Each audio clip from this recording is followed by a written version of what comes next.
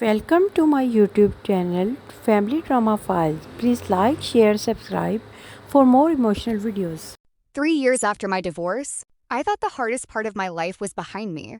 Then, in the middle of a crowded shopping mall, I came face to face with my ex-husband, standing beside my former best friend, the woman who helped destroy our marriage. He looked me up and down, laughed, and said, "Wow, I can almost smell the desperation." She smiled with fake sympathy and offered me an $18 an hour job. I didn't argue. I didn't cry. I simply smiled, reached into my purse, handed her my business card, and watched my ex-husband's phone slip from his hand onto the floor. 3 years earlier, my world had collapsed. My husband had secretly been having an affair with my closest friend for nearly a year. The two people I trusted most had been laughing behind my back while pretending everything was normal. When I finally discovered the truth, they didn't even apologize. Instead, they acted like I was the problem. My husband claimed he deserved someone more ambitious, and my so-called best friend insisted that love simply happened. Within weeks, my marriage was over. The divorce left me emotionally exhausted and financially devastated. I had no choice but to move into a tiny apartment, sell most of my belongings, and start over from scratch. Friends disappeared. Family members quietly took sides. Some people even believed the rumors my ex spread about me being lazy and incapable. Every day felt like another battle just to survive. Instead of giving up, I made myself a promise. I would never allow the worst day of my life to become the rest of my life. I enrolled in online business courses at night, worked multiple freelance jobs during the day, and slowly built a small consulting business from my kitchen table. There were months when I barely paid rent, but every failure became another lesson. One client became five became 20. Referrals kept coming. Within 2 years, I hired my first employee. By the third year, my company had expanded into multiple states, serving businesses that once would never have returned my emails. Success wasn't instant. It was earned through thousands of quiet hours when nobody was watching.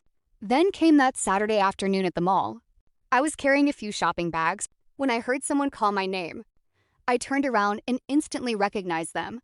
My ex-husband looked older than I remembered, and my former best friend wore the same fake smile she always used whenever she wanted something. He scanned my clothes and smirked.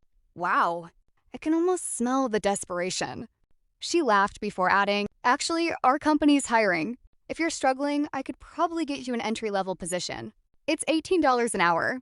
Not much, but at least it's honest work." For a second, the old version of me almost responded. The woman they had broken would have cried or walked away. But that woman no longer existed.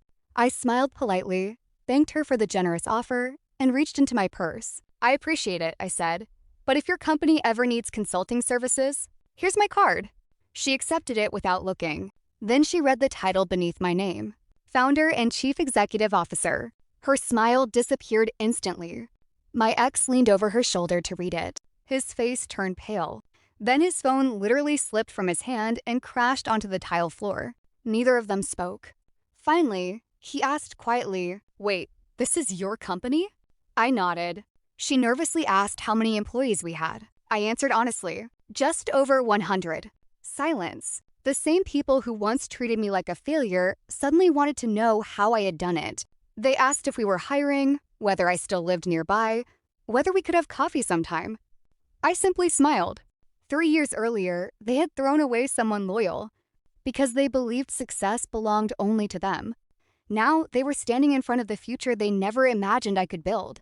I wished them both well, picked up my shopping bags, and walked away. For the first time since my divorce, I realized I no longer needed revenge.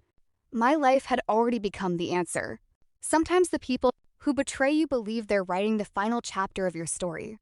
They celebrate your lowest moment because they assume you'll never recover. But life has a strange way of rewarding quiet determination. The greatest revenge isn't making them suffer. It's building a future so extraordinary that your success speaks louder than any argument ever could.